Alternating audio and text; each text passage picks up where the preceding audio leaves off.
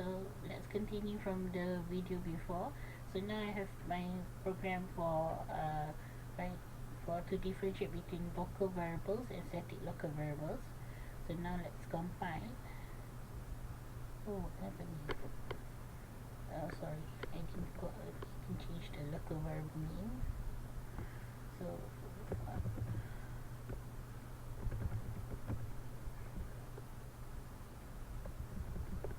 and the default should be main local.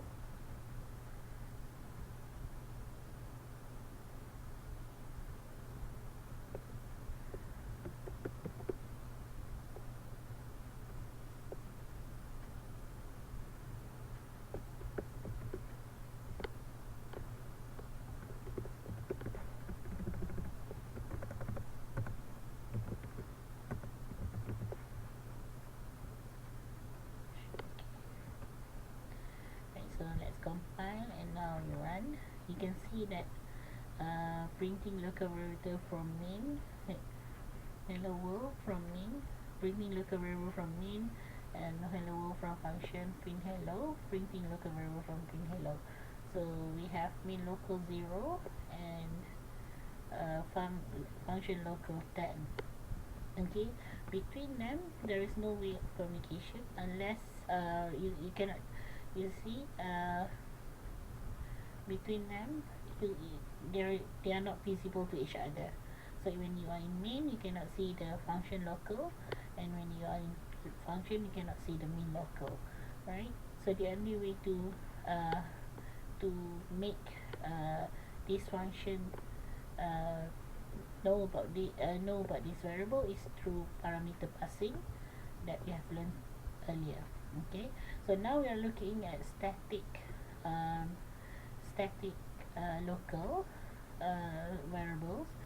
Okay, so let's say you have another call to this static to these local variables, to this function called print hello. What you'll see is that something like this. You'll see hello world from function print hello two times because function calls, and the value of this the function local is always 10.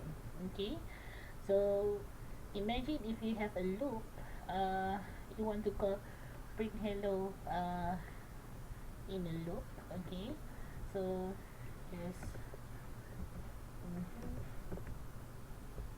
for 0 I equal to 0, I smaller than 5, I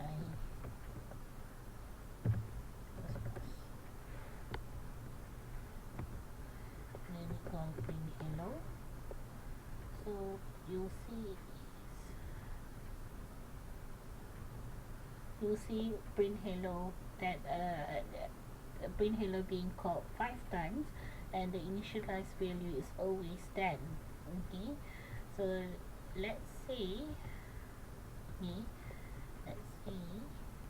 let's say let's say you want to increment uh, uh, you want to you want the value of the local function, the value of local function in print hello to follow the number of loop here.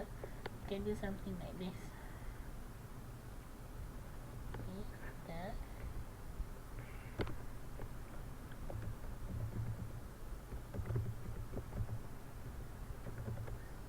okay, right. So if we do this and you continue, it still didn't change anything. Okay, it will still print hello and initialize the local function local to 10. But if you use static here, you can see the difference. So your local function is being incremented. Okay, so your local function is being incremented. Only the first time, the first call, it will start with 10, and then every time it's being called again, this function local will be incremented along with the loop. Okay, so I hope this is clear. So the remaining slides talks about this, the local variables and the static local variables. The default argument is an argument that is passed automatically to a parameter if the argument is missing on the function call. So it must be a constant declared in prototype, and it also can be declared in header if there is no prototype. If you put your function definition on top of your main, and multi-parameter functions may have default arguments for some or all of them. Okay, alright, let's look at one example. Okay, let's do another function. I've deleted additions now. Let's do another one. The addition, and then we expect. So we expect two variable, right? So nt, we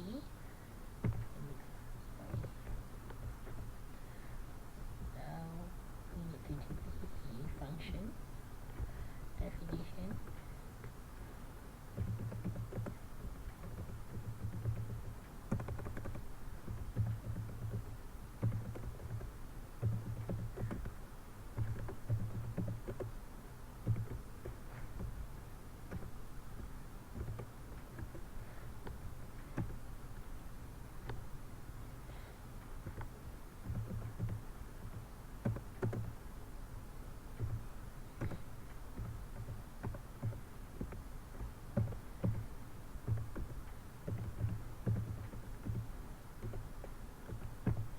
And this is one of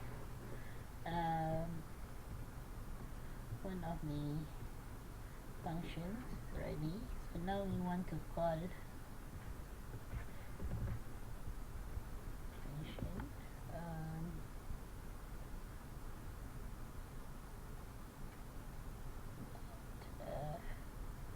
So now we just call C out. Or just like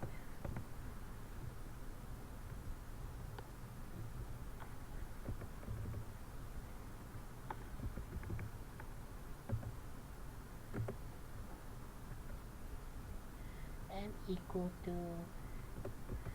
the addition.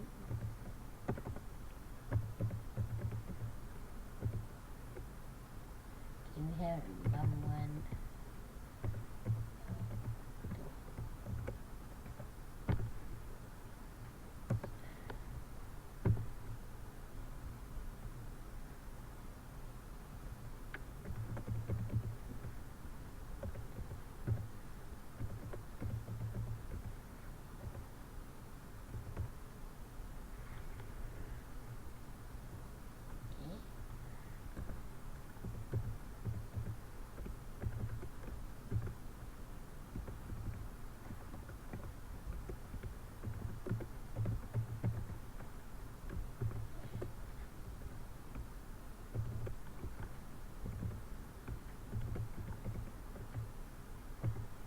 so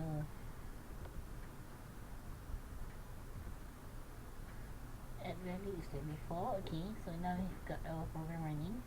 So if let's say in some cases, okay, with default argument, if you didn't provide default argument here, so for example you can do int 10 or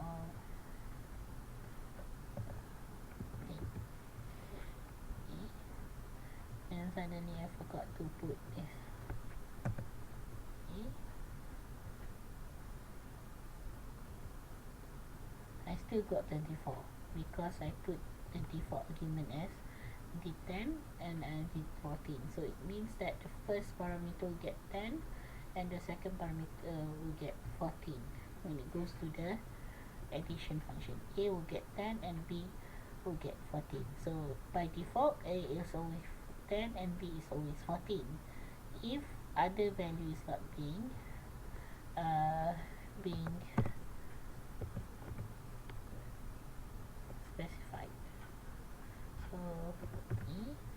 now I put num1, num2. Fine. Right. Now I have 55.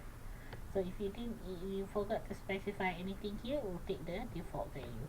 So this is safe coding, yeah. So the way to write it, uh, for example, this display style. Okay, so by default, the rows and column is called rows and column. Rows will have 10 and column will have 1. So if you forgot this, we'll take 10 1, and if you just put 1, the 5 will go to the rows, and this one 7 3, then we'll use the 7 3 lah. Okay, so let's see. So sorry, it's columns and rows. So column first and rows. So the first one, you see, you didn't specify anything, but by default the columns is 10 and the row is 1. So what happened is you have a line, one line of star with one line of 7 stars, and then the second one you only put 5.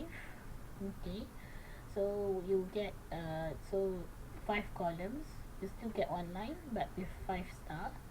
Okay, and then the last one you specified both 7 and 3, so what you get is 3 lines with 7 columns, 7 stars. Okay, so when you have a default value, you have to make sure that they are ordered, or at least declared. So make sure that those without the default value declared first, followed by those with the default value. So you cannot do something like this, you need to do something like this. In this case, you need to make sure the order of your parameter is also similar to your function header. Okay, so be careful, and you cannot miss out any parameter here. Right. Let's look at the next. Okay, on the next video we will be starting on the reference variable as parameters. I'll clean the canvas.